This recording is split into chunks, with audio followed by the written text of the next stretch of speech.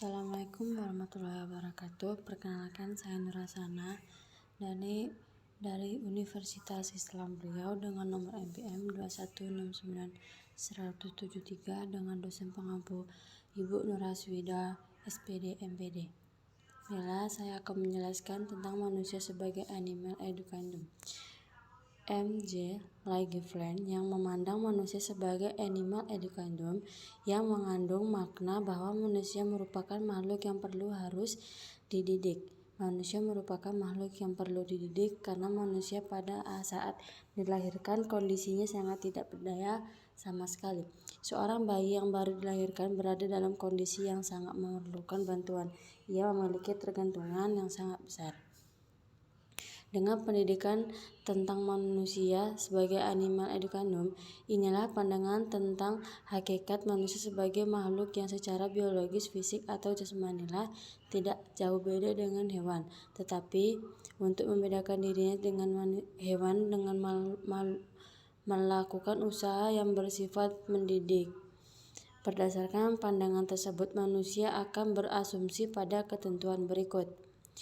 Mengapa manusia harus dididik atau mendidik? Sebagai anak didik, dalam ilmu pendidikan tidak terlepas kaitannya dengan sifat ketergantungan seseorang anak terhadap pendidik tertentu. Seorang anak disebut anak didik apabila menjadi tanggung jawab pendidik tertentu, dan apabila yang dimaksud di sini adalah seorang yang bertanggung jawab terhadap pendidik di saat anak yang dimaksud anak-anak yang dimaksud anak yang mempunyai sifat ketergantungan kepada pendidik.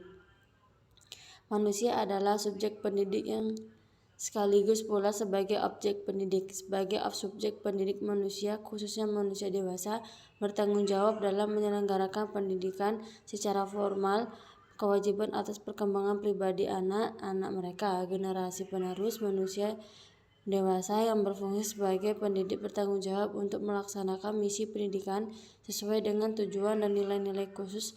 Anak-anak merupakan sarana pembinaan dalam melaksanakan pendidikan yang pada hakikatnya ia memiliki pribadi yang sama seperti manusia dewasa, namun karena kodratnya belum berkembang.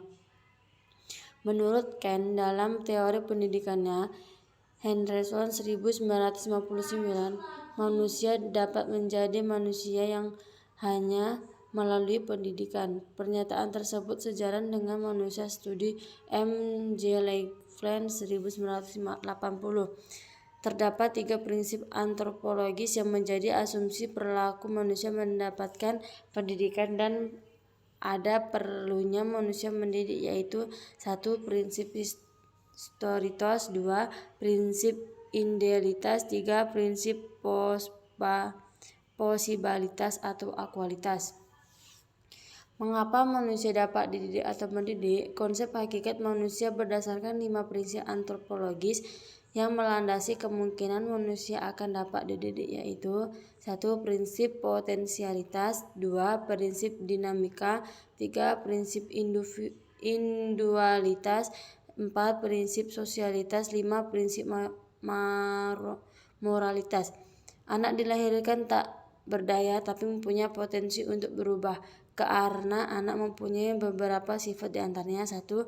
Anak bersifat lentur, 2. Anak mempunyai otak yang besar dan permukaan sangat luas, 3. Mempunyai pusat saraf dalam menerima perangsangan. Maka terjadilah belajar bahwa manusia itu untuk dapat menentukan status manusia sebagaimana mestinya adalah harus dapat pendidikan.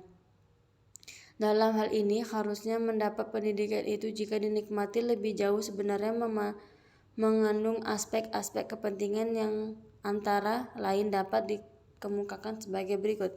1. Aspek pedagogis. Dalam aspek ini para ahli didik memandang manusia sebagai animal educandum, makhluk yang memerlukan pendidikan. Dalam kenyataan manusia dapat dikategorikan sebagai animal, artinya binatang yang dapat dididik, sedangkan binatang pada umumnya tidak dapat dididik, melainkan hanya latihan secara dresur, artinya latihan untuk mengerjakan sesuatu yang sifatnya statis atau tidak berubah.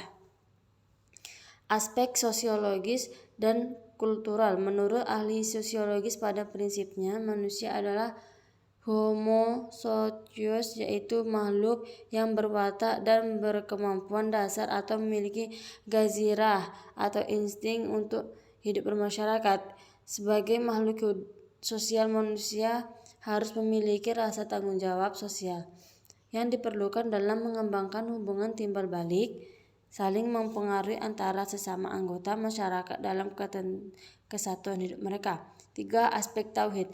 Aspek tauhid ini adalah pandangan yang mengakui bahwa manusia itu adalah makhluk yang berkebutuhan yang menurut istilah ahli disebut Homo divinus, makhluk yang percaya adanya Tuhan, atau disebut dengan Homo religius, artinya makhluk yang beragama.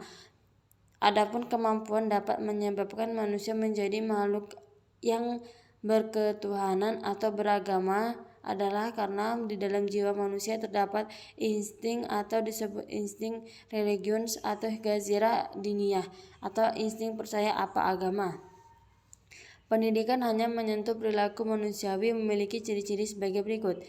1. Manusia memiliki untuk menguasai hawa nafsu. 2. Manusia memiliki kesadaran intelektual dan seni. Manusia dapat mengembangkan pengembangan dan teknologi sehingga menjadikan ia sebagai makhluk budaya. 3. Manusia memiliki kesadaran diri. Manusia dapat menyadari sifat-sifat yang ada pada dirinya. Manusia dapat mengadakan introspeksi. 4. Manusia adalah makhluk sosial. Ia membutuhkan orang lain untuk hidup bersama-sama, berorganisasi, dan bernegara. 5. Manusia memiliki bahasa simbolis baik secara tertulis maupun lisan. 6. Manusia dapat menyadari nilai-nilai etika maupun estetika. Manusia dapat berbuat sesuai dengan nilai-nilai tersebut. Manusia memiliki kata hati atau hati nurani.